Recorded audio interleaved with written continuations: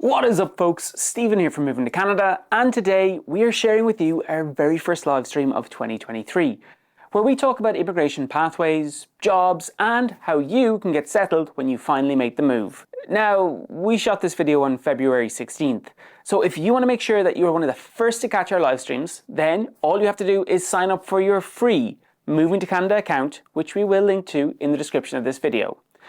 I also have a bit of a confession to make.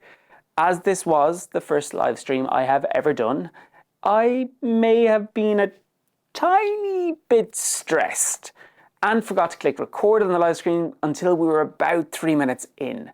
Now don't worry, you didn't miss any of the great content, but you did miss the introduction of myself and my wonderful colleague Shelby. Shelby is a Manitoba-born Canadian and brings a really interesting insight into immigration policy and life in more rural towns in Canada, as well as just being a lovely human being in general. So show some love in the comments down below so I can tell my bosses that missing the first 3 minutes wasn't such a big deal.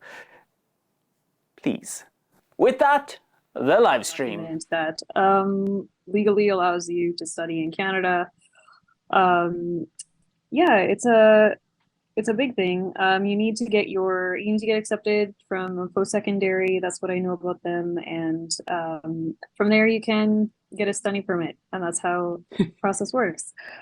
Absolutely. Well, it's interesting because I, as my accent might allude to, I'm not Canadian, but you have actually experienced Canadian universities and third level education. So like, from your own experience, why do you think someone might want to come study in Canada? Well, Canada, I guess, is known internationally as having some good universities. Like the one I think on top of my head is McGill. And I think a lot of people are attracted to Canadian universities also because with study experience in Canada, you get a pathway to permanent residency.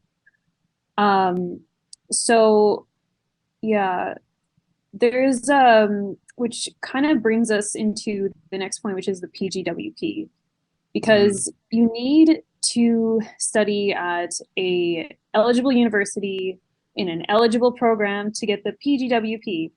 And the PGWP is a work permit, and a work permit allows you to work in Canada. So you can work in Canada on a study permit, but it's only like 20 hours a week or something throughout the school year. I think they recently just changed it so that you can do more, but I think that's a temporary change. So it is temporary and actually doesn't even apply for anyone who is applying for a study permit at the moment. So it's back a couple of months. But if you were lucky enough to be one of those people, yes, you can work up until I think it's December 31st, 2023. You can work 40 hours a week on a study permit. Unfortunately, it doesn't apply for people who applied for their permit, I think, post October 2022. But we can talk a little bit more about that in a second for sure. Yeah. But yeah, the PGWP is pretty cool because what it does is it basically gives you the opportunity to work for any employer in Canada. And doing that allows you to get the chance to apply to become eligible for a permanent residency program. So there are lots of permanent residency programs. And if you have Canadian study experience and you have Canadian work experience, that opens you up to a bunch of programs that people who say have never worked or studied in Canada don't have access to. There are programs for those people, but there are not as many. Yeah. So, and also, just very quickly, I realize that we're using acronyms because we use them in our everyday work, but some people might understand. For those of you who are listening and don't know, PGWP is Postgraduate Work Permit. And like Shelby has said, it's only available to you as an option if you go to eligible third level institutions. It's not with like anywhere you study, you can get this permit. I believe it's 2 years post graduation that you can work for. I'll have to double check that, but if you go to an eligible university, you can apply and get a PGWP and then you can work. Shelby, you look like you might have more information on that though. I do. So it's the eligibility for it's twofolds, the PGWP eligibility. It's like for the school you're going to has to be a designated learning institution, and it has to be a minimum program of 8 months. So I think it's up and I'm not going to say something that I know is wrong, but look, if you go to a program that's 8 months long, your PGWP will theoretically also be 8 months long. And it's the same thing for a 1-year study program. Your PGWP will also be for 1 year. But then it's a maximum, I think the PGWP, it's a maximum of 3 years. And this is where I'm not sure. And this is where the IRCC website comes in. Back to the IRCC and it's Canadian immigration consultants and stuff. Yeah, but it's something like that. But it's just like, I guess I just wanted to bring it up because I don't want people to be misled. I want people to know that like it's not an easy like one size fits all pathway. It's like, you have to meet these eligibility requirements. You have to, if you want to get to a certain immigration program while you're here on your open work permit, you have to get the right work experience. You can't just like work for any occupation and expect to be eligible for any immigration program. Like you have to do your research. You have to know, what you're doing, where you're going. And like, this is why I'm so scared to say like what I think it is, because I could be wrong. And then someone can make a huge life decision based on that. And then it'll be all my fault. And just, like I would say like, Well, let's throw in the disclaimer here, because we, Shelby, myself, we are not legal experts in Canadian immigration. We don't know all the facets, all the nuances. So please take what we say as a stepping stone, a jumping off point to go do your research, because every single process of immigration in Canada is individual and no one is going to be the same. So even if you have a friend who's gone through study permits, they've got a PGWP, they eventually got permanent residency. Talk about again in a little bit in a second, but your journey is going to be different. So everything we say today, take it with a pinch of salt. You're going to have to do some of your own study, but this is kind of just to give you some of the options that are out there. Also, I see that the stream is buffering a little bit. I have our colleague Sarah on my Slack channel here telling me that. So I hope it's not buffering too much for most of you guys out there. If it is, let us know just via the Instagram link and we'll see if we can do anything to fix it. Really sorry though. Like I said, it will be up after the fact and there should not be no buffering on that. So yeah. But let's jump back into study permit to PR. So, but also to give us some cred too, like Stephen's going through the process in first person in real time right now. And then like me, like I've been writing about immigration since 2019. So like we do know some stuff. Yeah. It's like here's two people just randomly doing a live stream. They're like, oh, don't listen to these guys. No, we do indeed have some knowledge for sure. But yeah, like it is, there's a level of responsibility, I think, when you're talking about this stuff, because like we're not lawyers, we're not consultants.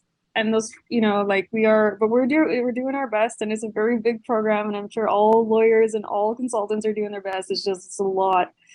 It's a lot, and there's a lot of nuance to it that like, people have to constantly be updating themselves every day. And this is, I guess, kind of our big message of this thing is like, keep yourself informed and from good resources. Like, honestly, everything you need to know is online. We're here to make it more accessible for you, because that IRCC website is a beast. And it's not always the most fun to go through, but like, that's why we're here. Because me and Stephen are pretty fun. Absolutely. We have a good time. With regards to study permits ultimately leading to permanent residence, we're going to talk about this a little bit more when we talk about permanent residence as a whole a little bit later in this stream. But it's worth knowing that Canadian education holds a lot of points for things like express entry.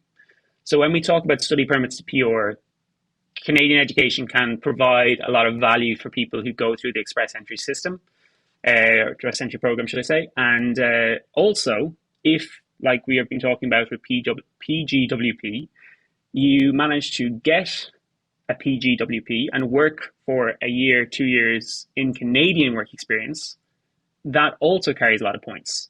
So the pathway from study permits to PR might be a lot longer than someone who comes on a regular work permit.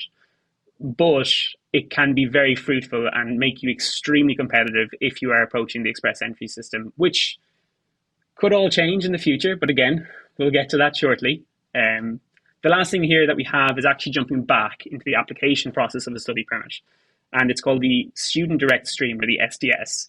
Shelby and I had spoken about it, and we realized that actually there is more value in showing you folks a video clip that will be released on YouTube on our own channel. So please make sure you do subscribe next Friday, Friday the 24th of February, which is a partner that we have in Moving to Canada, Cassandra Fultz from Doherty Fultz Immigration Inc. And she's going to talk a little bit about Student Direct Stream. So there's much better people able to do this than us. So let's roll it. So the SDS is the Student Direct Stream.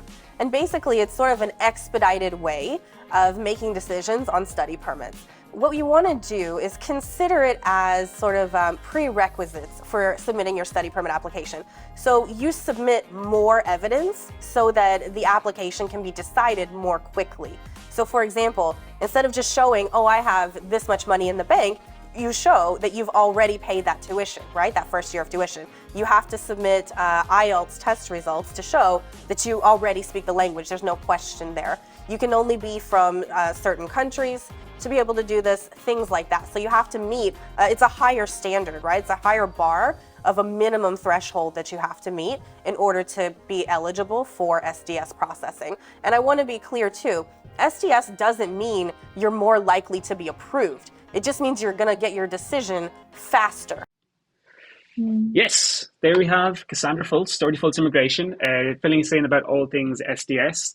That full interview is 24 minutes long, and it covers everything you need to know about study permits. So like I said, it will be going live on our YouTube channel on February 24th, 9 a.m. PST. So make sure you're subscribed so you don't miss it. Without further ado, let's jump to work permits. Shelby, you and I have a lot of chat about work permits in general because I'm currently on a work permit. And one of the more popular work permits that people would know about, the IEC, but there's loads of different work permits out there. So could we name a few and how they might look different or how they might work? Yeah, so the way I think of work permits in Canada, it's like a tree. Okay? There's two like kind of branches on this tree, and on one branch is like the temporary foreign worker program, and the other branch is the international mobility program. The temporary foreign worker program includes all of your work permits that have what's called an LMIA. And what I've seen a lot is that people online kind of confuse an LMIA for a work permit because they're not the same thing actually.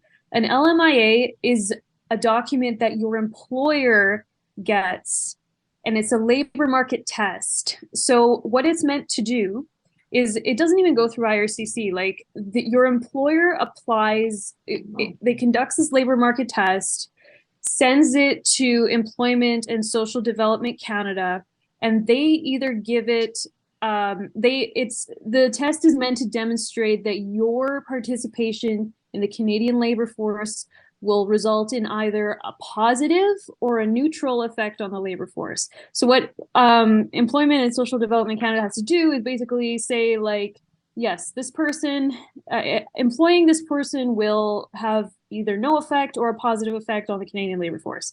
So what happens is once your employer gets that, they give it to you, and then you apply for, I'm so sorry, I've got a dog in here.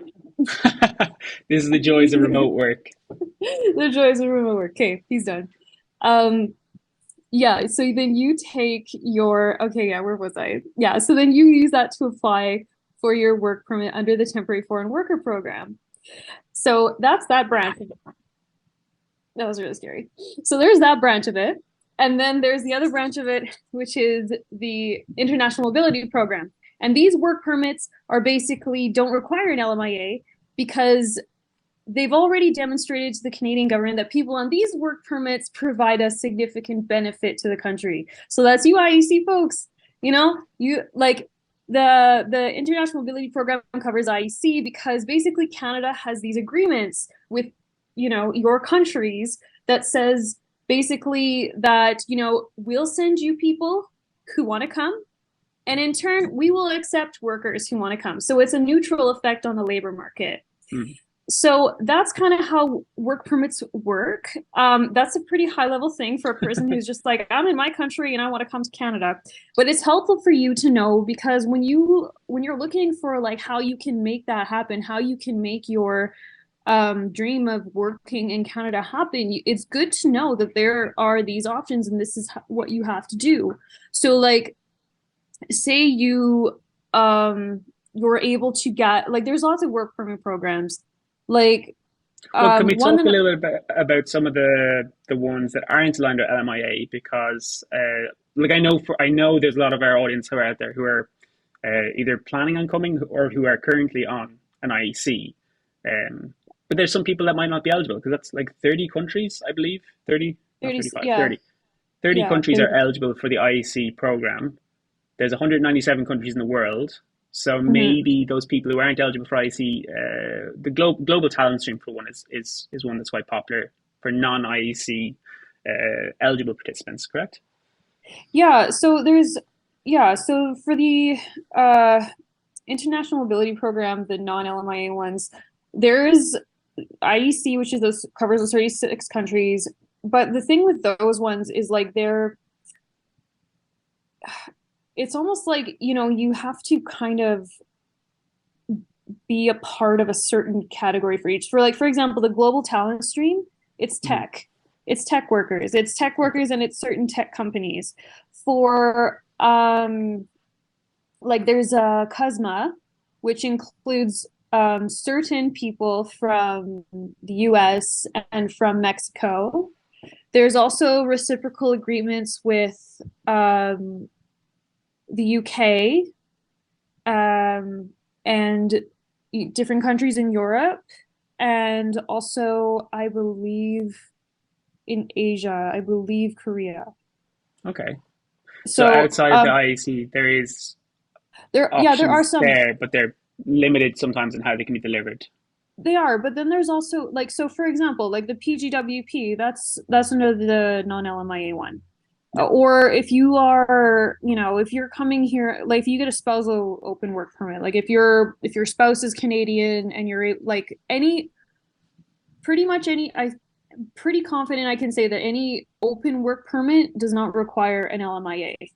But once you get to the situation where maybe your work permit's coming to an end and you've been with this employer a long time, and then maybe you need to have like the LMIA talk with your employer, which is basically where you get to convince them that them paying $1,000 and going through this process is worth keeping you. So it's a conversation that does happen all the time all over Canada, and it is successful a lot of the time because you can make a really good case. It costs employers a lot more to recruit someone as good as you, train someone as good as you, and like, you can make a pretty convincing case to your employer for why they should do the LMIA process and get you an employer-specific work permit. So I don't want to like cause anyone to lose hope, because there definitely is hope. It's interesting you should say that, because my personal story, my personal journey with immigration in Canada is I'm currently on an IEC work permit, and in my social circles, the talks of LMIA, which by the way, for people who don't know, is Labour Market Impact Assessment. It's always about, okay, my IEC is coming to an end, and what can I do to stay in the country longer? That's always how it's kind of framed in my social circles. It might be something I have to pursue myself because of the issues or slowdowns, stoppages, whatever you want to call them, with Express Entry, which was the program I was hoping to pursue. So yeah, it's an interesting one that I think a lot of people on the IEC will pursue without fully knowing what it is or what's required from the employer. And like you're talking about, it's a significant contribution from the employer that you need to make sure that they're up for, as well as you're up for, kind of getting into the bones of it. Yeah. So, but yeah, that's work permits. And there's lots of programs. There's lots of recruitment programs all over the world and stuff. Like, just don't lose hope. It's there. There's jobs in Canada. There's people around the world who want to fill those jobs. There's people around the world who want to connect you with those jobs and help you get those permits. Like, but yeah, this is just which also how it though happens. brings up something else that we talked about internally over the last 2 weeks. So we'll touch on this very quickly. Then we'll talk about work permit to PR, and then we'll keep moving. Okay. Work permits in Canada, or getting a work permit for Canada, working in Canada, should I say, should never require you as an applicant to give money. And Yes. in on Moving to Canada, on our social media channels, you folks have been great at reaching out and communicating with us and talking with us. And unfortunately, we've had some people get in touch who have given someone money who was pretending to be a Moving to Canada representative who was promising work. You know, regardless of how it operates in your own country, it's not a thing in Canada. If someone is asking you for money to secure you a job, it's a red flag.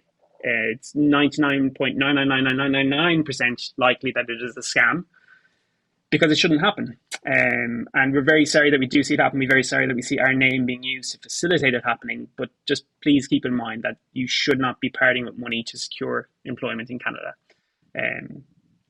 But it's we understand how enticing it is, because work permits can lead to permanent residence. We spoke a little bit about myself. I'm currently on the IEC, and I'm starting the application for permanent residence because Canadian work experience in what the IRCC classify as skilled work holds a lot of weight in terms of points, which we will get to very, very shortly.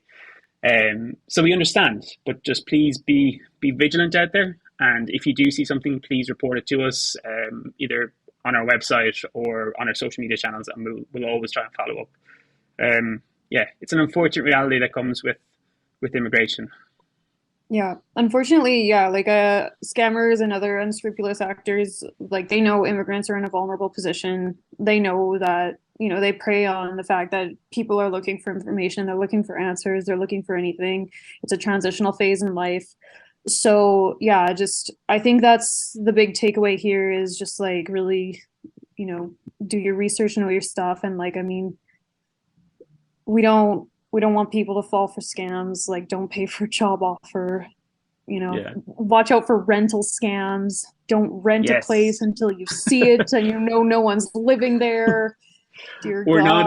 we're not painting the best picture of Canada right now. It is great. There's loads of positives about it, but you do have to remain vigilant. So look, we've spoke about study permits. We spoke about work permits. One of the big goals for people who want to move to Canada is permanent residence. It provides a little bit more security. It's a little bit more certainty and longevity. Let's talk a little bit about express entry. And if any of you folks out there have been watching the Moving to Canada YouTube for any amount of time, you will have seen me beating my head against the wall with express entry and express entry draws. And I believe we are currently potentially waiting for an express entry draw today. We have it could happen. It could happen. We don't know. There was a draw yesterday. It was a PMP specific draw. But when the draw happens in Moving to Canada, we are all systems go for like an hour, headless chickens running around trying to get everything updated, everything good. So hopefully it doesn't happen during this stream. Shelby, would you like to talk? Yes. Would you like to talk a little bit about express entry and the different programs and how it works?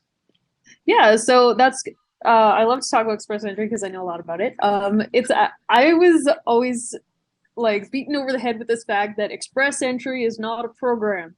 Express entry is an application management system for 3 immigration programs and some of the provincial nominee programs. So basically like 4 programs. So yeah, what it is it's basically like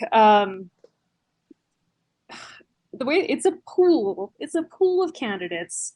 You basically take your profile, you fill out a form, you with your education, your work experience, your age, there's some things for family ties, there's just some other stuff. Basically what Canada is doing is it wants to kind of assess your human capital on what's called the comprehensive ranking system. The comprehensive ranking system is where Canada has decided certain traits of a person, or I guess their professional experience, their background, is worth a certain amount of points.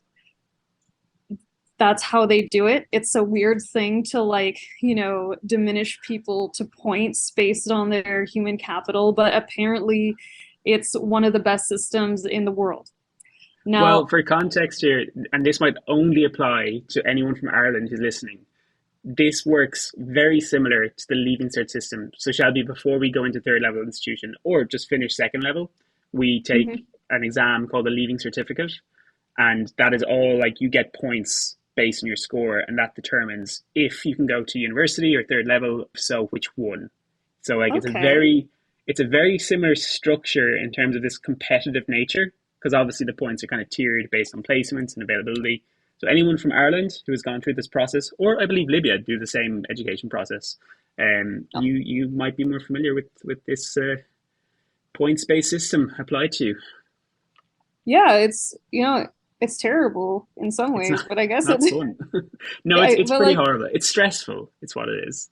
Yeah, it is. And you know, it's like, to speak candidly here, it's just like, you know, like, immigrants are not numbers, you know, we're people. I'm not an immigrant, but it's like, I'm on board with this. It's just like, I don't know. But anyways, it does give me a little bit of discomfort to talk about express entry in this way, because it is like, it really does reduce a person to their human capital is what it's called.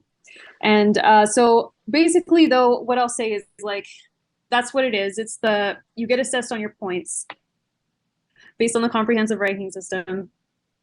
And if you're eligible for one of these programs, which again are the Federal Skilled Worker, Federal Skilled Trade, Canadian Experience Class, and some provincial nominee programs, then you get to go in the pool. The pool is where Canada, like, all of the, I don't know if you can kind of picture it like a parfait, maybe, like, all of the top scoring candidates are kind of at the top of the pool, and all the lower scoring candidates are at the bottom of the pool. Do you say, so, like, a parfait? Like a parfait, yeah. That's brilliant. Express entry parfait. And then basically what happens is every 2 weeks, Canada goes into the top of the parfait and it takes out the top scoring candidates. And I'll just say that's how it's worked in the past. That's how express entry was traditionally meant to work. And then something called a pandemic happened. You might have heard of it. Was that that thing that kind of just rolled in there, 2020? Yeah. Didn't really make much of a fuss. Yeah. Yeah, we all remember that one. So what happened from then on was, you know, border restrictions happened March, I believe they were announced March 16th. They came in March 18th, 2020. And then what happened, I believe there was an express entry draw actually on March 18th. And it was the first, okay, not the first PNP draw ever, but it was like the first of many PNP draws that would happen throughout the pandemic. So what happened was they decided that, okay, you know, we're only going to pick candidates that are most likely to already be in Canada, even though provincial nominee program candidates are not necessarily always in Canada. In fact, I think like they're more around like 50-50, 60-40 range. It's just because Canada and the provinces have these agreements, right? Where it's like, you know, the provinces can't give you permanent residence, only the federal government can. But the provinces have a stake in selecting their own immigrants because basically the provinces know like what workers will be good in their province. So if you're, you know, that's what, and they need the federal government, so they need them to keep, you know, having those PNP draws.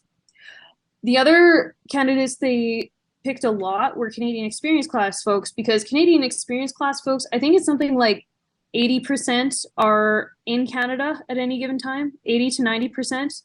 So it's like, okay, look, we'll keep holding draws, but we're going to do it for the people who are either most likely already in Canada or have been nominated by a province. So what's been happening lately is because that all happened, there was this giant backlog, which you also may have heard of, caused by the pandemic and caused by the fact that express entry draws were still happening even though IRCC was closed. So basically what's happening now, what we saw last week was we saw kind of like Canada basically picked PNP candidates again, and then the day after they only picked federal skilled worker programs candidate, and they never have done that before. We don't know why. The amount of information they actually give is very sparse. They don't just kind of tell people why they conduct these draws, but that's what it is. And what's going to happen in the future is that they're going to be even more targeted. So it's not going to be like we're just going to pick from the top of the parfait. It's like we're going to go in and pick the healthcare workers from the parfait, and we're going to go pick the French speakers outside of Quebec from the parfait, and then we're going to pick, like it's going to be more like this. Like we'll still sometimes pick the top of the parfait, but we're just going to also just, I just have a visual in my head of like a doctor in like medical scrubs and stuff just come out and getting shaken off and the cream just flying off and it's like, yeah, you're in. Yep. Shelby, we're speaking a lot about FSW, CEC, again, acronym stuff that some people might not be 100% familiar with. Can we talk a little bit about what the Federal Skilled Worker, FSW, the Canadian Experience Class, CEC, what these programs are, how they're different, and how they might benefit someone who's looking to move through the express entry system, not program? Yeah, okay, so I can speak generally, and so everything I'm going to say about these programs is basically based off their eligibility. So when I say like CEC is for people, who are generally in Canada, what I mean is that because in order to be eligible for the CEC, you need to have 1 year of full-time Canadian work experience in a skilled occupation. Skilled is what the government decides is skilled. Yeah. So, yeah. So that's it. And then the Federal Skilled Worker Program, that's a big one. That one you don't necessarily need Canadian work experience. That one's more for people who are like, maybe they've never even set foot in Canada, but they're like, oh, I'm eligible for the Federal Skilled Worker Program. You don't need a job offer. That's another cool thing about it, is you can just literally be sitting in your home country and, you have your education, your work experience, and you're eligible. You have the language and you're just like, okay, I'm going to immigrate to Canada. And that's what this program is for. Then there's the Federal Skilled Trades Program. So Federal Skilled Trades are a big thing in Canada. We need tradespeople. We want tradespeople. And they're considered skilled occupations, but they don't tend to score well on the express entry system. So a lot of trades candidates don't necessarily get like too much above 400 CRS points, let's say. Like CRS, that's the comprehensive rating system score. Remember I said like express entry turns people into numbers. So like tradespeople may get lower scores. So actually, even before the pandemic, express entry was like kind of semi-regularly holding draws just for trades candidates. And it was kind of for that reason. It was kind of like, well, we want tradespeople, so let's just hold a draw so that these people who are like scoring 300 or whatever can actually get a chance, and not need a PNP. Because you can still, like, if you're a tradesperson and you go into the pool and you're scoring 300 or something, you can still get a PNP. You just have to, go through the PNP process. But like, I mean, the Federal Skilled Trades, they do hold draws for that. They haven't since 2020, but it does happen. One other thing I'll say on this point too is you can be eligible for more than one express entry program while you're in the pool. So you could even be eligible for all three, really.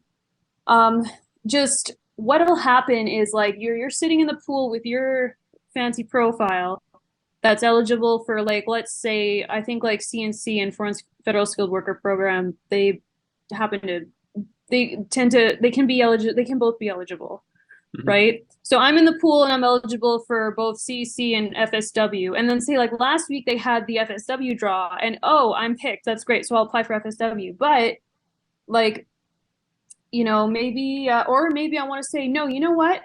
I want to wait. I want to wait for a CEC draw because CEC candidates don't have to show proof of funds. Mm-hmm. Federal Yeah. skilled worker program who are outside of Canada do have to show proof of funds. I think It's I'm quite a pretty significant sure. amount as well. Yeah. It's Yeah. I think it's something in the 5 figures you have to show.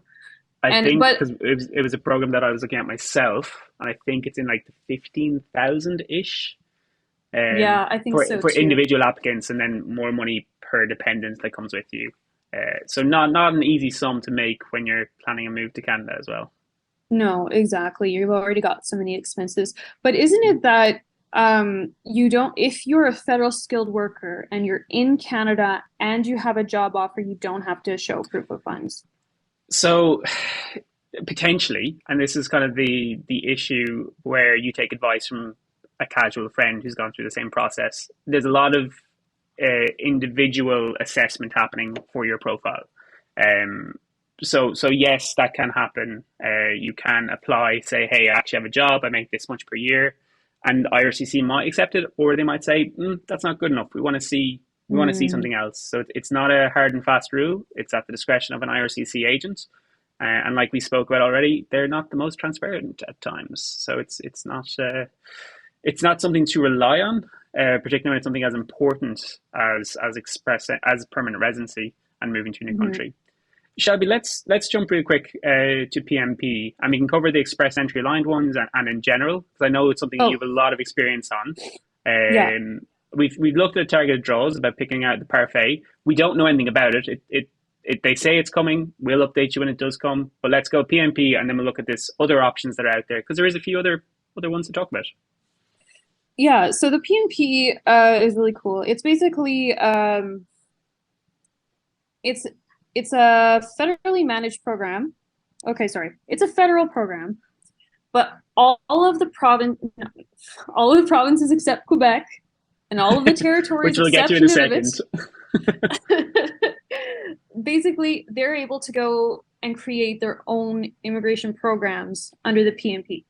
So basically, what that means is like one example is Manitoba is one I always think of, because like Manitoba was one of I think it was the first province to get a PMP, and the reason was because partially had to do with just when you're an express entry or like the federal skilled workers a national program, so people can go anywhere. But Manitoba was like, look, we want to create a program where people who don't necessarily qualify for the federal skilled worker program, but would still be beneficial to Manitoba specifically, we want to create a program for these people. And that's, a very general story. There wasn't a guy named Bob who did this. It was just like, this is kind of generally what happened. His name was Tony, okay. His name was Tony. So look, that's kind of how PMPs work. It's like we're provinces, and my needs in Nova Scotia are not the same needs as you guys have in BC. So we need different programs for ourselves to help us succeed regionally, and it actually works. Like studies of PMP immigrants who come here and come on a PMP, they tend to do really well in the labor market. And it's because the eligibility criteria set out by each province are such that a person who would be able to get PR through that is already primed to succeed in the job market there, right? Yeah. So I don't know, I'm on Nova Scotia now in my head. Like Nova Scotia has this one for physicians, right? So it's like, look, it shows us that in Nova Scotia, they need physicians. They need it so bad they've created a program just for physicians, So that's how they're able to work. Let's acknowledge as well, though, that one of the caveats of PMPs that might be less endearing to people is it can take a lot longer to get cleared through a PMP. So if you're going through the process, express entry, there's an attempt to do it within 80% of applicants within 6 months is the IRCC goal, correct? Yeah, but okay, let's think about this though. So look, when you are applying for PMP, you are applying to two governments for immigration. And it doesn't matter. There's two different kinds of PNP. There's a PNP that's managed by Express Entry, and there's a PNP that's managed just by the province. And it doesn't really matter. In either case, you're applying twice. You apply to the province. You need a decision from the province. And then you apply to Canada, and you get a decision from Canada. So once you get the decision from the province, you're most likely to get an affirmative decision from Canada. But that's not the point. The point is like you're in the pool, and you're waiting around, and then you get a invitation from, say, Ontario to apply for their PNP. You can either not take that and then just wait for the next draw, or maybe your score is pretty low and you want that extra security. Well, then you have to go through that process. And the 6 months, by the way, is processing after you apply for Express Entry. Okay? Yes, so it's not, I'm 6 months, I'm sitting in the pool, wait 6 months, and then it's like after you get the ITA, after you fill out the ITA, and in the case of the PNP, it's after you get the notification of interest from Ontario, for example, after you get a decision from Ontario and get the PNP, put it in your profile, get the 600 points, then wait for a PNP draw or wait for an all program draw. And then you apply and respond to your ITA, and then the 6 month thing starts. So it does take a little longer. Yeah. But you know what? It's some people's kind of only way they can do it, and that's okay. Yeah, that's okay. As long as it gets you your goal and it gets you, a good life here and everything. So folks who are watching, if you would like to hear more about PNP's Express Entry, we have a video that we released a couple of weeks ago with Diana Gurlans from Canada Abroad. It's everything you need to know about immigration to Canada in 2023. Do check it out on our YouTube page or YouTube channel. YouTube page, I sound like I'm 50. Check it out on our YouTube channel that I post videos to and know how it works. And some really great resources and information there. We touched on targeted draws and how we have no idea what's going on with them, but they are meant to be a thing coming in and could upset us. But there's other options that don't get a lot of screen time for permanent residents. Some that I'm not as familiar with as you are. Would you mind briefly touching on them? And then we can talk about the quiz. We can talk about how people can check what they might want themselves for immigration options. Okay. So yeah, honestly, if the Moving to Canada website is a great resource. Also, though, the federal government's website is the most up-to-date, the most accurate, the place to go. Okay? That's where you gotta go, guys. Everything you need to know is on there. The whole, lawyers are still good and consultants are still good. But all the information they give you is on there. They're still very useful because they will know things they will know things about previous decisions, and they will have a lot of experience in this field, and they will know all of these things that you might take for granted that aren't on the immigration website. But I guess what I just want you to know about that is everything you need to know basically in a general sense is on the Canada website. If something is disputed between the two, check the Canada website. Yeah, I mean, that's where we get our immigration news from there. We just package it in a way that's a little bit more accessible because we're not a government agency. Well, that's it. It's we try to make it, our goal is to make it accessible. Their goal is to make it as accurate as possible and avoid liability and all this stuff. And ours is to we'll take this information, we'll present it as accurately as possible, but make it easy for you guys to understand, to access, to digest, and all this stuff. So with that in mind, the stuff on the Canadian website, I think it's the Atlantic. I always get it mixed up, the actual name of the program itself. It's not the Atlantic. I'm waiting. Atlantic Immigration Program. Okay, yeah. So you want other federal programs. Okay, so there is federal programs for economic stream. There is the Atlantic Immigration Program. That's for people who want to go to one of the Atlantic provinces in the East Coast. It's doing great. It was a pilot a few years ago. It's become a program now. It's actually really helping that area, resettle immigrants. awesome program. There's the RNIP, which is the Rural Northern Immigration Pilot. It's a pilot program. It's in the works. It started during the pandemic, so like it was kind of, it's not really fair to assess it based on that right now, but like basically what's happened is these 11 communities across the country have signed up and said, okay, we are now creating our own immigration program, kind of similar to the PNP, but even more regionalized, you know? Mm-hmm. So those programs, like if you're worried about, oh man, I don't know if my work experience will be considered skilled or whatever, like those are programs where like you might be able to see if there's anything for you, you know, because some of them, they're all different, but like some of them it's just like you need a job offer in the community plus like, you know, the other eligibility criteria. There is also the caregiver program, which just got like the eligibility criteria just got reduced from needing 2 years of work experience in the field to just 1 year of work experience in the field. So check that out. If you're a caregiver, if you care for elderly people or children, like I would say it's check it out to see if that's something for you. What else is there? Is it fair to say that there is just an abundance of programs available to people? And I think we historically speak a lot about Express Entry and PNP as the largest ones, but I suppose what I'm trying to bring this back to is, yes, we get a lot of our immigration news from the IRCC website and repackage it, but there is some, in my very biased opinion, great tools on the Moving2Canada website, like our immigration quiz, where you can put in some of your own information, your work experience, your education, and we will filter through it and we'll say, hey, we think you might be eligible for these programs or pathways. Because there's so many out there. Like, I mean, we're pulling ones. There's regional ones. There's the Atlantic immigration program. There's so many to keep track of. That might be a good place to start and see what's out there for me.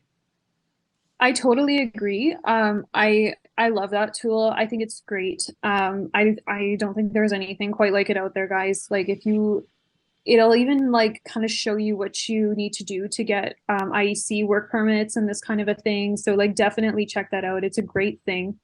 It does just focus on economic programs because that's what we're able to focus on, right? And I think this whole talk has been focused on economic programs because that's like the main way to come here, guys. You know, like we can talk about family class immigration as well as an option. But that really only works if, you know, your spouse, your child, or your, I think parents and grandparents, spouses and children. Yeah, so it's like if your parents, your children, and your spouses. That's kind of all that really applies to. There's refugee programs, which is one of the smallest category next to like humanitarian and other. Which there's kind of two streams to go through with that is like privately sponsored and government assisted. You have to go through the UNHCR or privately sponsored folks. It's not an area I'm not really familiar with, but like also too, like if you are listening to this and you're in a situation where you might want to consider refugee, look to the economic programs first. There are economic pathways like the economic mobilities pathway, which is specifically for people who are, you know, seeking refugee status, but who might have like skills that are, say, like, you know, eligible for an economic program. So check that out first, you know, if you're feeling like that's the way you want to go. That's all I wanted to say because, I just wanted to cover all of our options. We focus on economic immigration quite a lot, like you said. There is other pathways out there. One of the pathways that we have not discussed yet, and it is always kind of a running joke amongst the people I talk to about immigration, because I'm a bit of a dork, is you have immigration in Canada, and then you have Quebec. It's like all this stuff, Quebec. Before I get people screaming at me in comments and sending me messages, I have only been to Quebec for 5 days in Montreal. I loved it. It was a great place. I've tried to understand the immigration programs in Quebec to varying degrees of success. So Shelby, I'm going to let you take point on this. once we get past this slide, the rest of it is all going to be about planning, where to live, all that kind of stuff. So this is the last kind of information dense slide that we'll be dealing with today, folks, just so everyone's resetting their brains and getting ready to do the fun stuff. Yes. So Quebec is, I live in Quebec. I live in Montreal right now. I'm visiting Alberta. But so it is true that it is very different. It has its own immigration program. It's separate from the federal government. And the reason for that is because of, the want and need to protect and, grow the French culture, right? Quebec has very different needs from the rest of Canada in terms of like the French speakers. Like they want French speakers in their province because that's part of their culture, right? It's a minority culture within a larger, within a country. So yeah, of course they're gonna want to like, they're a little bit more, I'll say like, I guess protective of the French language, right? So that's a nice way of putting it. So that's why it's like that. That's why, everyone's like, oh, Quebec's so different. And it goes back to the Canada-Quebec Accord from the 1960s. It's this whole thing. But that's not what you care about. You care about getting PR there. So if you are a French speaker, you have lots of options to immigrate to Quebec. You have it works a little bit like the PNP in that it's kind of a two-step process where you apply for what's called a Quebec Selection Certificate or a CSQ. And once you get that, then you apply to the Canadian government for PR. In order to get that, you can go through a couple ways. You can go through the skilled worker program, the Quebec Skilled Worker Program, which is a little bit like Express Entry. ARIMA is a little bit like Express Entry. The Quebec Skilled Worker Program is a little bit more like the Federal Skilled Worker Program. Okay. There's also the Quebec Experience Program, which is like a lot of international students who study in Quebec take that program because it requires like an education it requires Quebec experience. If you are a non-French speaker though, you may be able to go through their AI immigration program. And that's for people who work in AI. So if you happen to be a person who works in that field and you don't speak French, there might be hope for you. There is such a specific niche little sector. I imagine it's going to grow over the years, but it is kind of weird that it's there right now. It is like Quebec has this. It's funny, like Quebec politics about immigration are so interesting because like they can't deny skilled worker or like worker shortages. At the same time, they want to promote the French language and promote, their culture and this kind of a thing. So it's kind of like sometimes it's a bit hot and cold, like when a report comes out that like, something like 51% of Montrealers speak English. It makes the provincial government worry in Quebec. They start to think, oh man, we need only French immigrants. We need only French businesses and this kind of a thing. I'm speaking very generally, by the way. This is just so that we can all understand kind of this very complex issue. But like, yeah, so, like I will say, yeah, that's all I have to say about it. Quebec. No, look, Quebec is an anomaly in our general day-to-day talk about immigration and ways to immigrate to Canada. But it's half of our team from Moving to Canada live in Quebec. It's obviously a very desirable place to live. So don't rule it out. If it might require a little bit more work, but it's obviously worth it. Otherwise we wouldn't have half our team living there. Totally, so, yeah. Guys. Yeah, it's it's one of the most affordable places in Canada. It's it's beautiful there. It's lovely. Yeah. And if you want to learn French, like seriously, that's the place to go. That's why I moved there, is because I wanted to learn French. I do speak French. I'm not going to speak it today. I do. Because I tried to speak French in Quebec and I just got looks. In Montreal, should I say, in particular. People just say like, that's not good. It's not good French either. I probably should have led it that. It wasn't very well spoken. Cool. Why don't we take a step away from immigration? I know we've run to just over an hour on the call so far, but the rest of it's going to be a little bit quicker. So why don't we run into the next bit, which is very quickly talking about planning. So planning your trip. You're planning on making the move to Canada. You've chosen your immigration program, be it one of the ones we talked about or one of the ones you research yourself. Again, biased view, we believe that moving2Canada.com has a load of great resources that you can make use of, and more so as of late. If you are going through the IEC pathway or the express entry system, we have step-by-step video guides that are available once you sign in and make an account for free that will literally talk you through every step of the process in like 1 minute, 90-second videos. They're all of me, so you'll probably end up hating my voice by the end of it. But it's really in-depth, and on the IEC thing, it's a very simple process to do on the IRCC website. There's loads of agencies that offer paid services for it. I would avoid it. Use Moving to Canada. Get it for free. It's a little bit more time, like fractional amount of more time on your end, but worth it. We also like to advocate our YouTube channel, not page, our YouTube channel.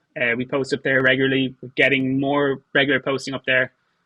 So check it out. Subscribe to us. We'll be updating about Canadian immigration news. Shelby always have his finger on the pulse with what's happening in immigration news, and we always like to cover it as fast as we can. So we have loads of videos coming out. We also have Facebook groups where people interact and mingle and get to know each other before they move or share their own experiences, which are really great.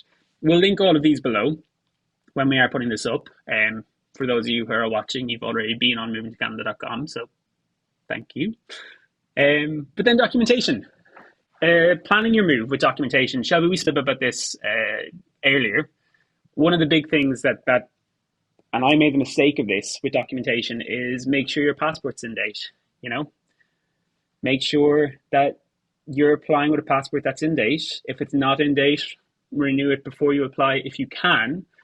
If you renew it after you apply, it's not all hope being lost. You can bring the old passport with you with the permit or whatever else, and you can say, hey, I've actually updated. But as well as that, there's also loads of other documents that you should be looking into, like tax certs from back home, reference letters from employers, reference letters from landlords who can help you find that new place. If you get these while you're in your home country, it can be a lot easier, not having to navigate time difference and proximity.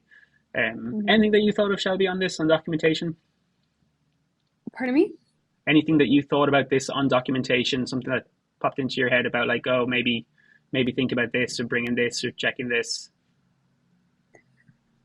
Not as much, honestly. Like the Moving to Canada checklist on our website, I found that to be just so helpful. So like, I feel like that'll help you a lot, honestly. Absolutely. So yeah, the documentation part is like less of my expertise, but I will say, like, again, the Canadian government website has your list of documents. Everything you need is right there, what they're looking for, but also to make sure to check it every day because it does change. And what would suck is if you do the checklist thing and then like something changes and you need something else, but you sent in your thing and then you get it incomplete, that would be really. So I would say, like, when you're doing this document checklist thing, make sure you're checking like when you start and before you submit to make sure it's still the same. So that's what I would say about that. Very good point. Research points is kind of what we're going to be looking at next: where to live and get a job, and the effort of time management. Let's just go straight into it. Yay, where to live. So Canada, folks, it is a very big country. It consists of 10 provinces and 3 territories, so 13 places, locations, I suppose, in total. You can see on this particular map, we have the 3 territories up above. It's the Yukon, the Northwest Territories, and Nunavut. And then below, then you have the provinces, BC, Alberta, Saskatchewan, Manitoba. This particular map, which I realized as I'm looking at it, I meant to send to Shelby in a larger file format so she could actually read it. So I'm very sorry about that. but it shows the distribution of immigrants to Canada by province and territory from 2006 to 2021. We were kind of looking at it and just kind of discussing it earlier when we did our test run for this live stream. And we're like, oh, Ontario has dropped a decent amount, right, from 2006 to 2021. And actually, a lot of provinces seems to have dropped from 2016 to 2021, which possibly is a pandemic thing, but we're not 100% sure. Yeah, I think it's there's definitely a slight redistribution over toward the Atlantic provinces. I think part of that is the Atlantic immigration program, which I mentioned before. Part of it could be less of the PNP. We're all kind of speculating on it, but it is an interesting kind of map just to kind of look at and speculate on. Actually, a bunch of immigration data just came out this past week about 2022, the full year's worth of immigration data came out. So it's still, Ontario is still by far the place where most people go. And then it's Quebec, and then it's BC. And then from then on, it's more dispersed from there. It varies. Yeah. So this map, I think it just kind of shows a proportions, I guess.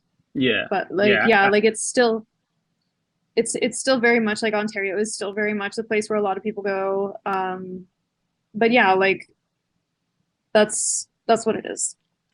It's interesting to know because choosing where to live can play a large part in your Canadian experience coming over, and it's a question that people ask so frequently: is where should I move to before they make a decision?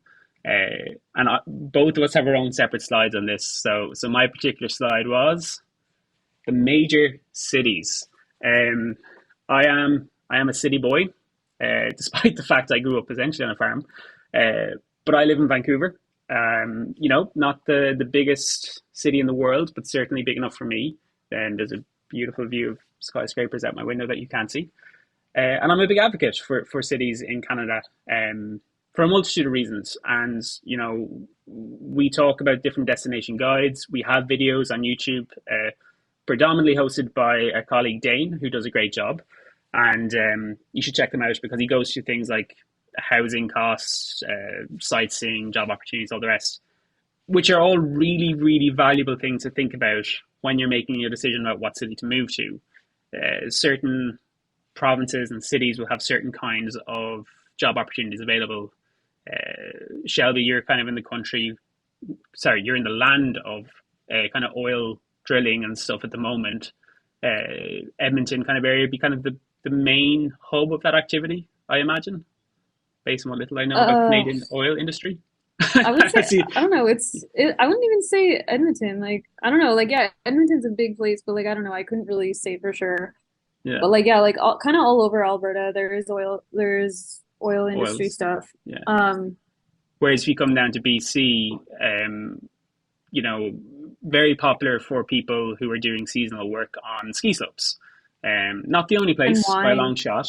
And wine in the Okanagan. Wine, yes. Lots of wine industry. Yeah. Very interesting. So yeah, I mean, you're not going to find an abundant wine industry maybe in Saskatchewan. So if you do want to work in a place that is, I love how you're like, but would you though? If you do want to work in somewhere that is employment specific, check out what that might be. Climate is also another huge thing. I have been fortunate enough in BC thus far not to experience insane climate. However, I've seen videos of our Director of Partnerships, Hugo, post videos of him in Montreal walking around and his eyelashes freezing. And that just makes my blood curdle. So I'm like, no, thank you. If you are not as warm-blooded as me, maybe Montreal or maybe Toronto would be more aligned with you to survive those winters. But climate is a huge thing that I think people overlook. It rains in Vancouver. That's something people say. It's something that's very true. It's grey, but the benefits outweigh that, in my opinion. Culture is another big thing. Shelby and I spoke a lot about off camera about the culture in Vancouver versus Montreal during my brief visit. Coming from a city in Ireland, Dublin, where there is a lot of culture, it's not something that I've experienced a whole lot in Vancouver. I'm going to get people telling me I'm just going to the wrong places, but Montreal just kind of seeps it out of the cracked broken footpaths and pavements, the potholes. So if it's important to you, it's something to think about. And then one thing that gets overlooked quite frequently is how close the city you're choosing to live is to your home country or your home place of family. If I was to try and get a flight right now, I think it's going to be like 14 hours-ish. Whereas if I lived in Toronto, probably a direct flight for about 5 or 6 hours. It's something to think of. I don't think you should let it be the main factor in deciding where you choose to live, but worth keeping in mind. And I put a little note here myself because it's something we don't talk about enough. If you don't like it, if you don't like the city you moved to at the first, that's fine. Like, you're moving to a new country. The chances of you getting it right straight off the bat aren't massively high, but you can move. The joys with a lot of the work permits and permanent residencies, you can move to different places. Even with PMPs, the potential to move is still there. Look into it yourself, but like, it is possible. So yeah, don't feel that one city is a showcase of the whole country, and maybe you will enjoy somewhere a little bit better. All that being said, major cities and how much I love them. Shelby, I know you have a special affinity for smaller communities. I will say I am choosing to live in Montreal, which is a big city, because True. I've lived in small cities, and I've too decided that just Montreal is the place for me. So I guess I'm saying, like, yeah, I will advocate for smaller communities. But like, I mean, I also have to admit, like, I'm a city girl now. I grew up in the country. I got my undergrad in Lethbridge, which is 100,000 people. And yeah, I lived in Kamloops for a time. I've actually lived all over Canada. I grew up in Portage la Prairie, Manitoba. I did my undergrad in Lethbridge, Alberta, 5 years. I lived in Winnipeg for a little while, like 3 months. I got a job. My first adult job being a news reporter was in Kamloops, BC. And then I moved back to Montreal and started writing about immigration there. And I'm just kind of I was just on my own little cross Canada tour, visiting my family and visiting friends. And but what I will say is, and why I kind of want to advocate for small communities here, is because, like, you know what? Some people really genuinely enjoy and genuinely love living in smaller communities. And there's many reasons for that. It could be, like, just it's more affordable, like, by a lot. Yeah. Like the community, like Lethbridge, for example, the rent and the housing is below the national average. Like, you can get here a decent sized living space for 2 people for $1,200. And Wow. in somewhere like Wow. Vancouver or Toronto, you get for $1,200, you get a shoebox. You get like a solarium type vibe. If you Yeah. Oh wow. Okay. Yeah. So this is the kind of thing, and it just depends on the person you are and what you want. Once you get into really small towns, which I've lived in too, the kind of small town where there's no Uber and there's Yeah. there's no like anything, there's no taxi, or there's a taxi but you have to call and make an appointment with the guy for the next day, kind of a thing. You're looking into a totally different lifestyle, especially if you're from like a big city. But again, some people love it because it just depends what you want in life. You want the views, you want the like I almost want to say solitude, but at the same time, like, people in those communities are so tight knit. And what it does kind of maybe make it a little bit hard sometimes to get in, but also sometimes, like, people are just like, wow, someone new is in my community, like, come for supper, this kind of a thing. Yeah. So, yeah, I see you have Hidden Gems Roslyn, BC on there. That's great, because I was just in Roslyn. I was driving through from where I was staying in the Okanagan Valley in a small town called Penticton, and I drove on the number 3 highway through the mountains to this town called Roslyn, BC. And I learned that Roslyn, BC was named by USA Today as the best ski city in Canada, and it has like 4,000 people. But Wow. it is like Yeah, it is actually pretty cool. And I'm thinking like probably nobody knows this. Probably like people they know Whistler, they know Banff, but they probably have no idea about Roslyn. And also too, like Vernon is another town in the Okanagan Valley. Probably not a lot of people know it has a cool ski hill. Kelowna, also Okanagan, has a really cool ski hill. Like there's all of these other places. Like I find like immigrants, they go where they know, right? They've heard of these places, so that's where they go. But like there's all of these other places too. I, You I know? mean, I have a confession. I had not even seen a picture of Vancouver. My partner just said, we'll move into Vancouver. I had said Canada, she had said Vancouver, and I was like, all right, cool. Literally coming in That's interesting. on the airplane, and I was like, oh, wow, there's loads of mountains. Had no idea at all. Everything was a very interesting experience for the first time, waking up and just seeing the mountains towering over you. So, yeah, there's some interesting things out there. Yeah, that is interesting. What did you know? Did you know Toronto? I knew Toronto. I'd spent like 3 days in Toronto, it reminded me of London, which I'd spent a little bit of time working in, and I didn't particularly enjoy the size of it. I say I'm a Right. city boy, but I think I'm like a small city boy with opportunities to escape to the wild. So like Toronto was Vancouver's cool. good for that. Yeah, Vancouver's like, Yeah. we're an hour and 20-minute drive from Squamish, which is like one of the most beautiful places I've ever seen. Um, but in terms of Toronto, I was like, it's a bit too much London vibe for me. But then I know loads of other people who've gone and absolutely loved it. It's the place to be Oh for them, yeah. Um, Shelby, we talked a little bit earlier about specific immigration pathways for these smaller communities. Can we touch a little bit about that before Yeah. we pop onto our next slide?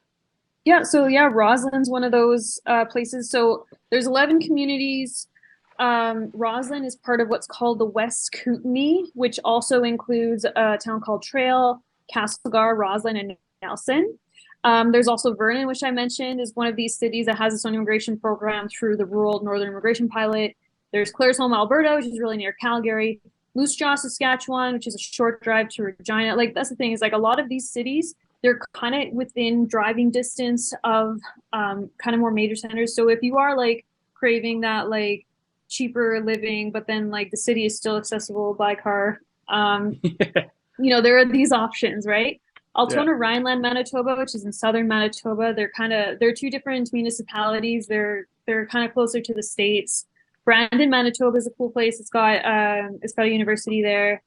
Thunder Bay, Ontario is a bit of a cultural, like a kind of it's a bit of a culturally iconic place in Canada because if you guys don't know about Terry Fox, he's like when we grew up in Canada, like every year we do this Terry Fox run. It's in September and it's kind of to commemorate this man who tried to run across Canada, but like basically because he had cancer and he had to get his leg cut off, and he wanted to run across Canada with one leg.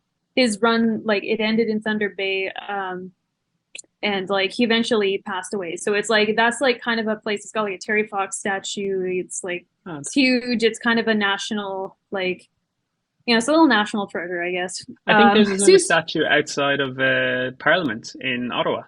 I think I remember seeing one last year when I was visiting. I think so. Oh, there could be. I haven't spent enough time in Ottawa, but yeah, there could be. Yeah, he's kind of a hero here. Oh. So Sault Ste. Marie, I don't know much about Sault Ste. Marie. It's on the drive between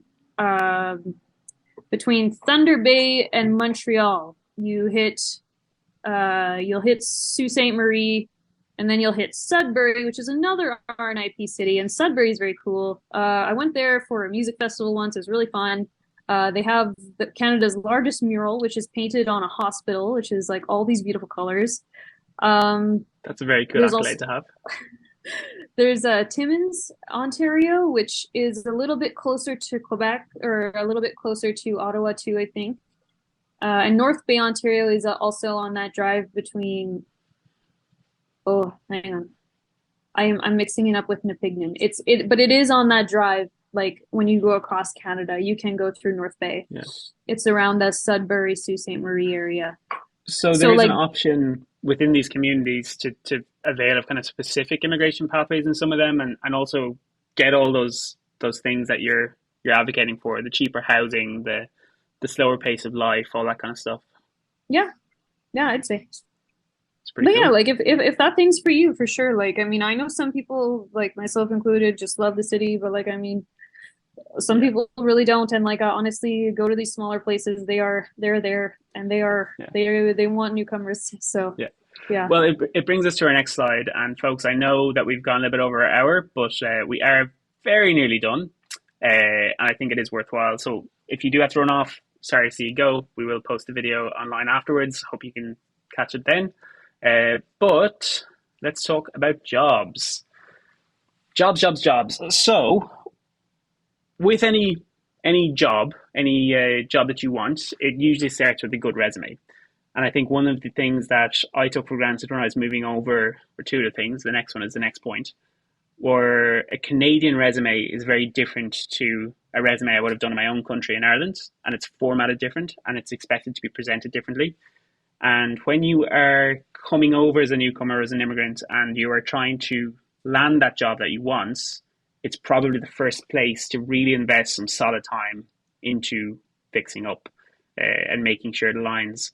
And what does align mean? Well, Moving to Canada has a template that we can let you guys download for free. We'll link to it, as well as a video where the founder of Moving to Canada, Ruairi Spillane, will talk you through how to format a resume for a Canadian employer. It's about 12 minutes long. You can have the template downloaded. You can follow along with Rory. Really good video, and I know it's helped a lot of people who do make the move across to find the job they're looking for. The other thing that took me by surprise was the value of Canadian experience above everything else. And Shelby, I don't think we've spoken at length about this. I've kind of just mentioned it in passing. I come from a country that I think the world would perceive as fairly well developed, English speaking. A lot of young people would go on to third level education in a very high proportion. And coming to Canada, I think I expected in my ignorance to walk into a job and just be like, hey, I'm here. Come get me, guys. 6-figure salaries. Let's go. Not the case. From my own experience as well as many others. Yeah, I know, right? What's going on? But People Canadian are just throwing money at you. not in that way. Canadian experience offers a lot of avenues to open into something else. So yeah, it's an unfortunate truth for people who I think don't realize when they're making the move. You might have to take a step back or step down in your career to build yourself back up, because it is a very important factor. Shelby, I know you had some things to talk about with LinkedIn and employment services. So I'll touch very quickly on recruiters. Just that, did I spell recruiters right? I'm not even sure. When you're looking at words and you're like, I don't know if that's right. Recruiters are a great resource though in Canada. We use them for our own hiring. We also have another sister company that is a recruitment company for construction and engineering, and they do great work and they find people great jobs. So yeah, don't be afraid of recruiters. Do reach out to them, and when they reach out to you, maybe respond back and just see what's out there. And the way many of them respond would be LinkedIn, which I'll pass over to Shelby for the next 2 points. Yeah. I don't know what I'm supposed to say on LinkedIn. It's great. You might have heard of it. It's a social media platform.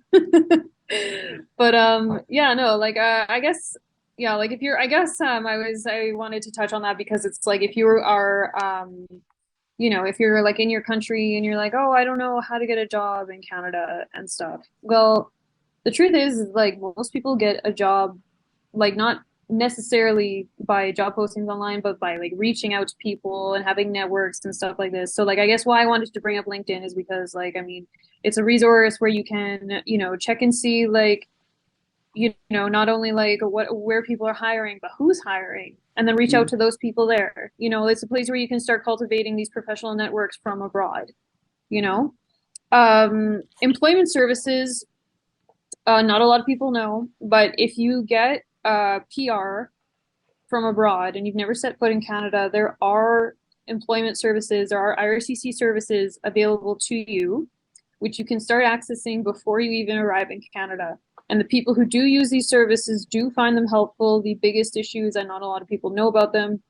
Everything is on the IRCC website, from where they are to what they offer, But it is for people who got PR. It's not always necessarily for like IEC candidates, for example. And I think that's also why I wanted to bring up LinkedIn too, because like if you're, if you just got your like IEC work permit and your or whatever letter of introduction and you're not in Canada yet, like maybe like that's the place you want to start. And you're like, okay, now I gotta get a job in Canada. Like start online, but don't stop online. Interestingly enough, LinkedIn is actually how I ended up working when moving to Canada, because I saw Dane's videos about where to live and all these things. I was like, oh, I do that. So I'll just see, like, at the bottom of every website, you have like meet the team or about us page. Went in and I saw who the owner was, and I saw he linked his LinkedIn profile, and I was like, hi, this is me. I can offer something. But it was very much kind of an informal, like, this is who I am, this is what I do. I'd love to chat more and see if there's an opportunity. And very grateful now that he wrote back to me, that Ruairi wrote back to me. And I don't think I'd actually recommend people to hound people on LinkedIn for a job, but like Shelby's saying, a phenomenal resource for making connections and contacts, which tends to lead to employment for sure. Let's jump to our next slide, which is our last slide before we go into question time, which in my head is like adventure time, but more fun. And it's very quick. It's just about getting settled here, folks. So those of you who are making the move very shortly or have just landed, Shelby, I don't know what your take is on it, but in Vancouver, there's kind of this stereotype that it's a very unfriendly city. And very difficult to make friends or meet new people here. Is it something similar in Montreal, or? Honestly, I don't think so. Like I think I mean it's just I think a kind of a normal thing as we get older and as we're adults and not in school anymore. It's a little bit harder to make friends anywhere.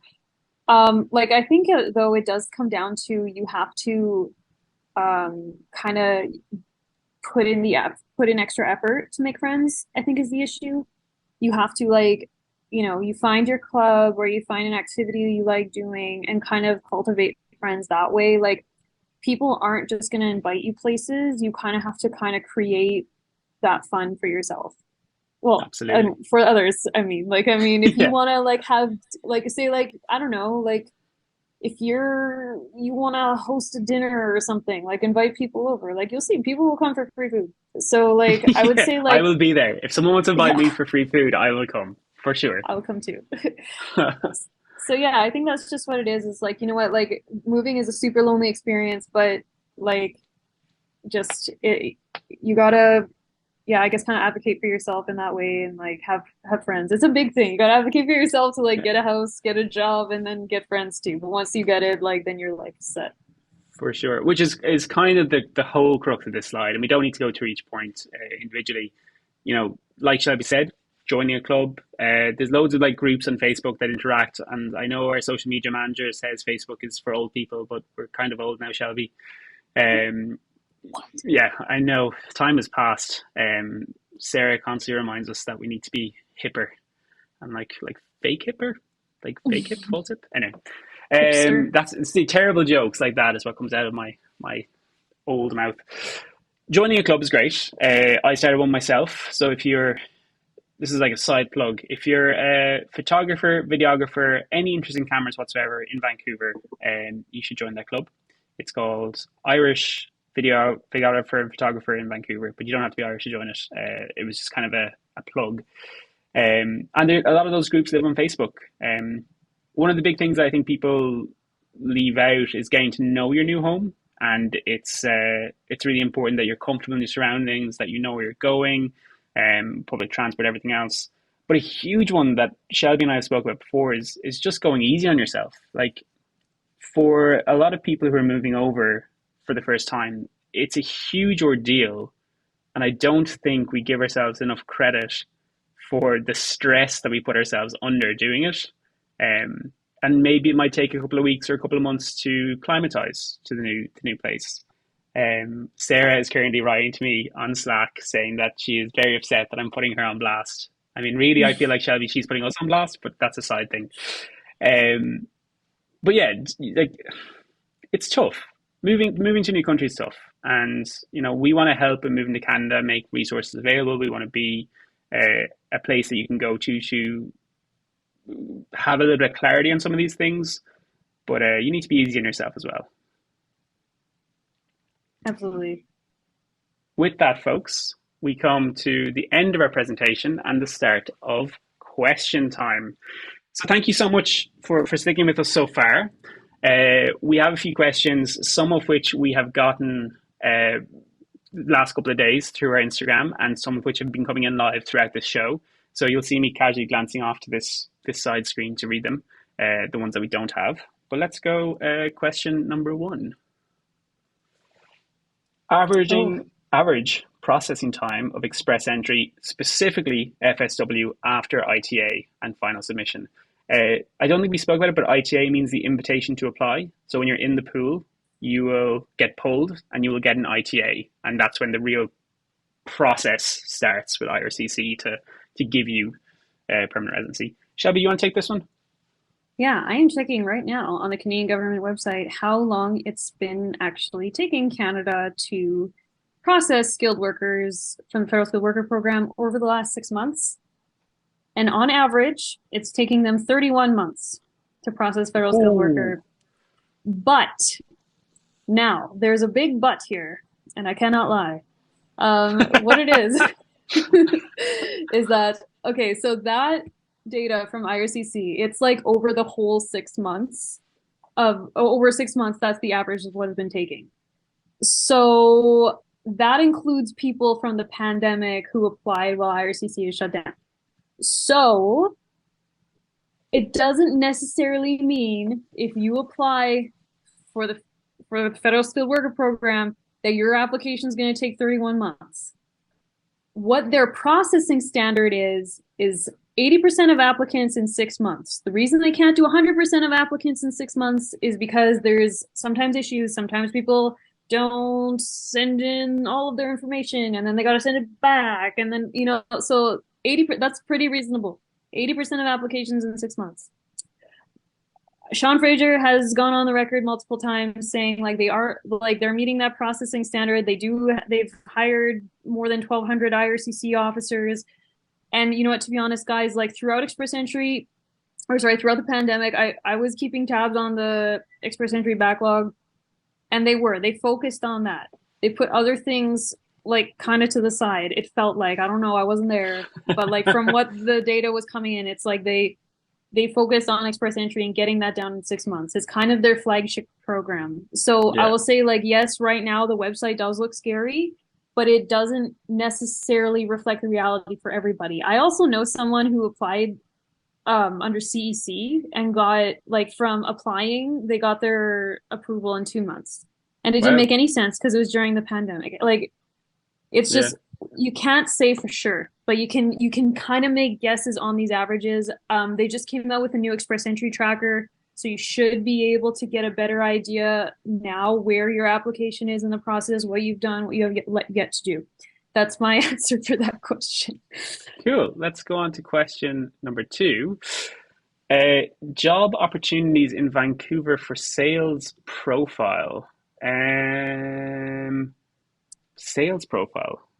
Do we know what that means? Okay. Well, I think you're asking for a sales job. So right. If you're looking for opportunities in Vancouver in sales, I would say a lot depends. I mean, are you in Canada already? If you are, you probably have access to Work BC, or employment services in Vancouver. If you're not yet in Vancouver, if you're not yet in the country, again, it depends. Do you have PR? Try settlement services on the IRCC website. If you don't have PR, well then, LinkedIn and Facebook groups are a great way to get jobs as well. I think people don't talk about that enough, but yeah, Indeed, that's where you can start there. And I'm sure in sales, from what I know, it's got a lot of job offers. I always see job openings for sales. So just go. Yeah, make it work. You got this. Question number 3. Will the this is a question we get so frequently. Will the CRS score decrease will the CRS score come down to X points? Guys, the honest, we don't know unfortunately. Shelby and I made a video weeks ago, nearly 2 months ago at this point, where we discussed the breakdown of the CRS points, how it looks, what's going on, when you might expect to be drawn if everything remains at a constant, which it never will. And then IRCC changed the whole express entry game with specific program draws again. And that video went out the window and it's never going to be seen. Yeah. The But you know, unfortunate... Sorry, Shelby, go for it. no, I interrupted you. The unfortunate thing. I was going to say the unfortunate thing is there's no way to know for certain when a CRS score will decrease. We can look at who's entering an eggs in the pool and make some assumptions. It's just not possible. I hope it does as well, because I'm going through express entry as of next week. I'll be putting in my application.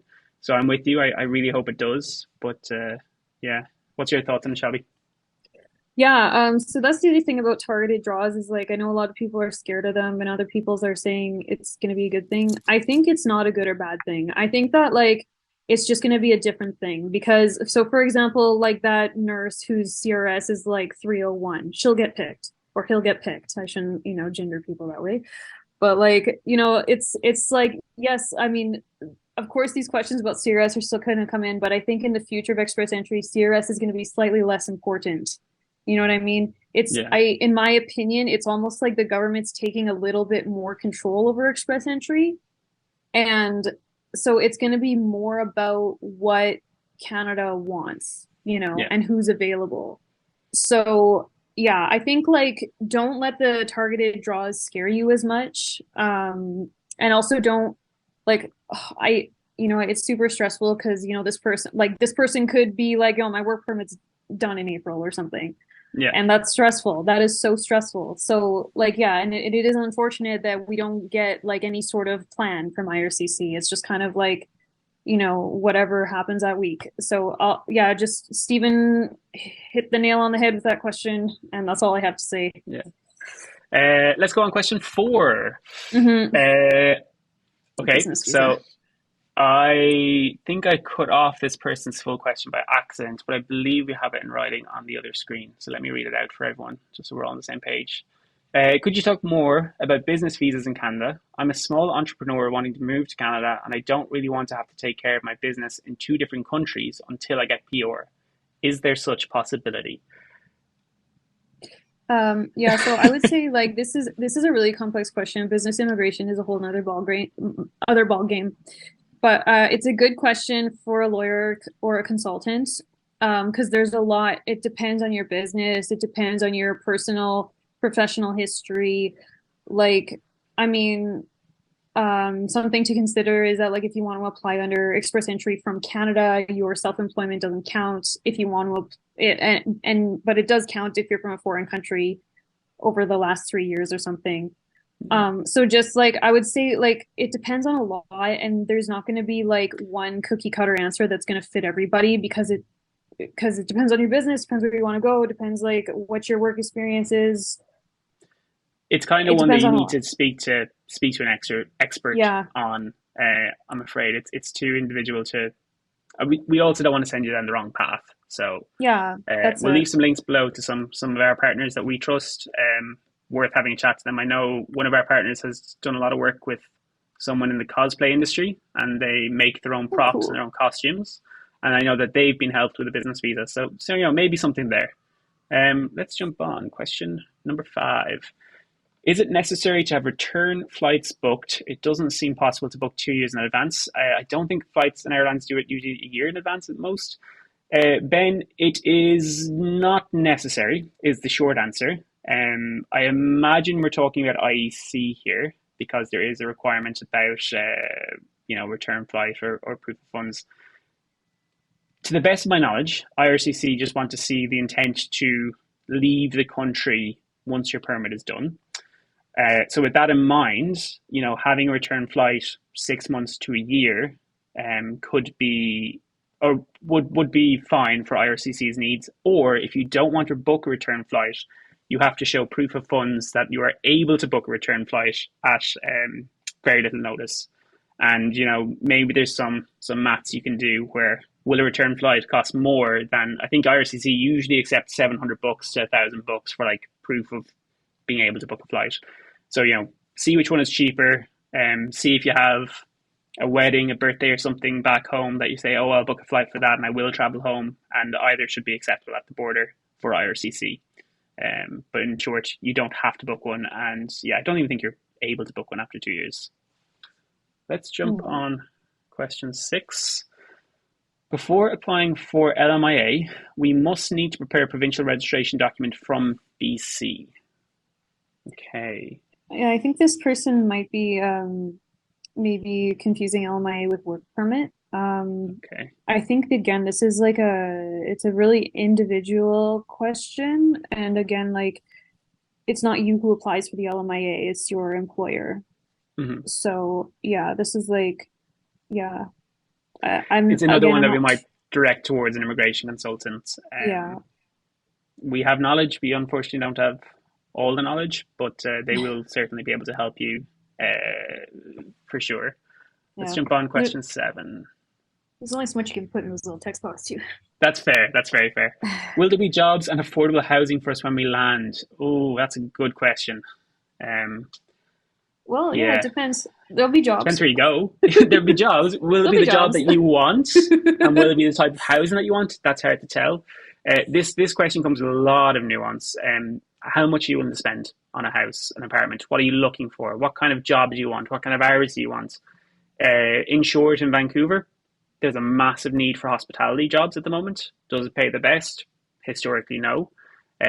Housing in Vancouver, not a lot of housing at the moment, and it seasonally gets worse coming into kind of April, May, June, and typically gets slightly better come into kind of January time. But I mean, we're talking slightly, particularly if you want to live in kind of downtown, West End, Kitsilano area. But yeah, Shelby, maybe you have something more to put on this. No, not really. That's it. Yeah, it depends. Yeah. Look at the destination guides on YouTube, and it might give you a sense of what to expect. And numbeo.com is a great resource for cost of living. They keep it up to date, so you can check your city. That might help a bit. But yeah, I'm afraid without more information, we can't answer. Visitor visa chances. That is an issue right now. So that depends. Sean Fraser has said recently in the Canadian Parliament that although a lot of immigration business lines are kind of back to pre-pandemic levels, visitor visas are not.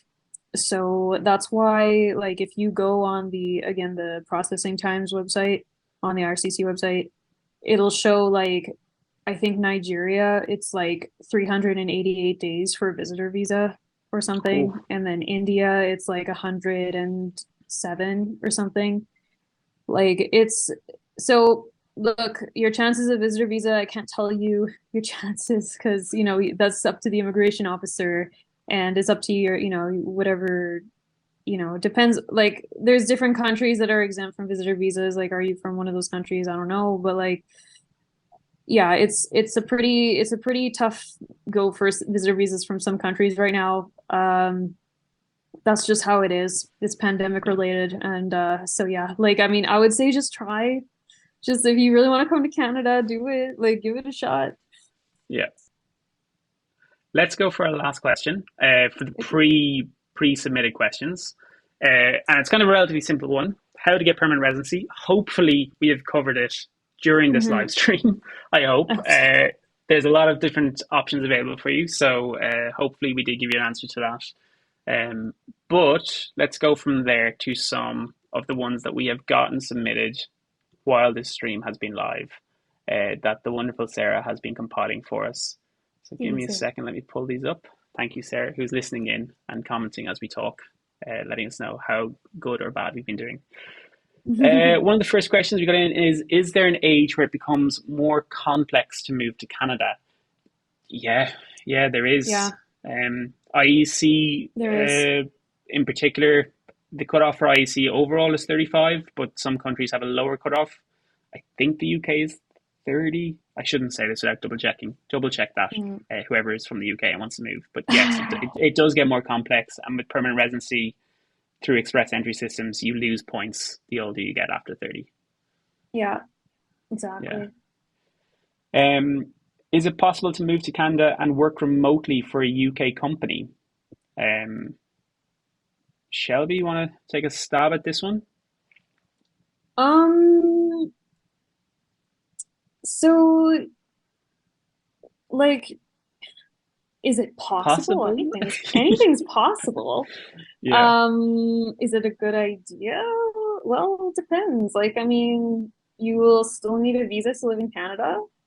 You Hmm. know, like, I don't know how that works with taxes and stuff like this, but like these are all things you have to think about, if you're going to decide to do that. And like something to look into is like, are you going to need a work permit to legally do that?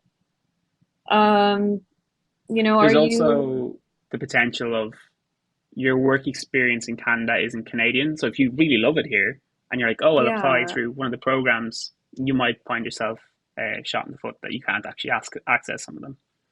Yeah, that's it. Because like, yeah, I'm not sure it would count as Canadian work experience if it's for a UK company.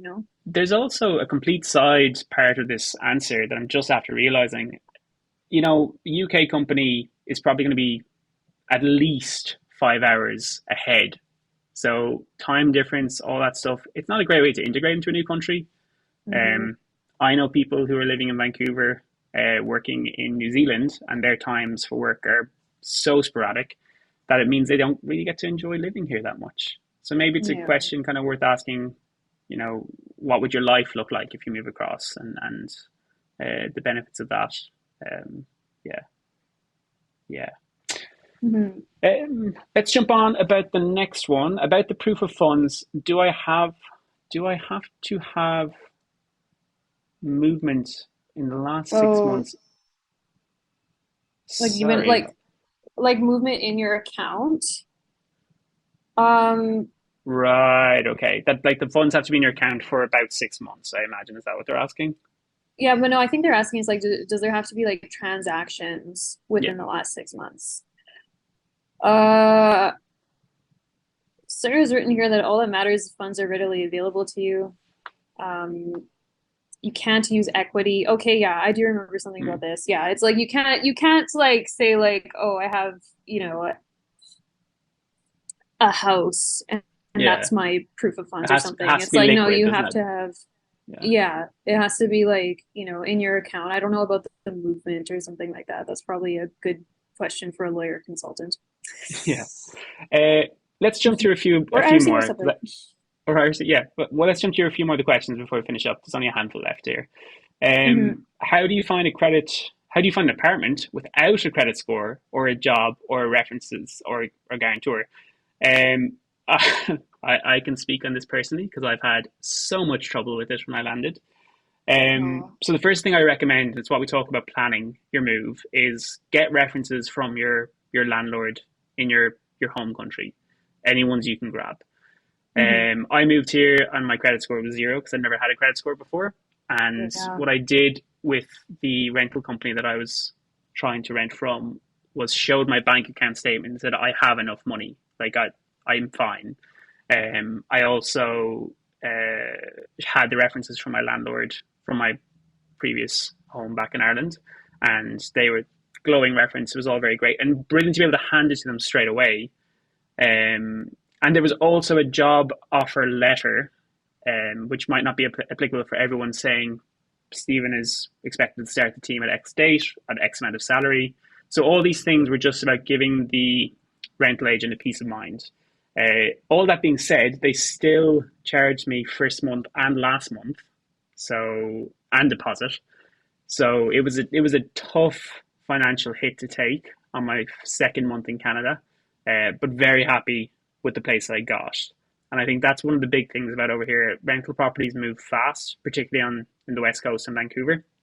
So it's worth having those documents ready, having the proof of funds that you can show to a rental agent, having the reference letter, and then if you have a job offer letter, job employment letter, great. That's what I would say personally. Let's jump. Next question. How long before your desired move-in date should I start looking for my apartment? 2 months too early. I, So, yeah, Shelby, you go for it. I think 2 months is good. I've always looked for apartments early. It just allows buffer room. But like I will say, like rental scams are real, and they do happen to people. I've fallen for one when I was younger too, and it's like just I would say like um to avoid that kind of a thing, like don't like it's a bit of a chicken and egg scenario because like landlords want their deposit up front, but I mean just like don't go somewhere like just you have to be 100% certain that what you're getting is a real place and not somebody else's place. Um and I guess yeah, just be vigilant. Sorry, go ahead. No, go for it. I cut you off.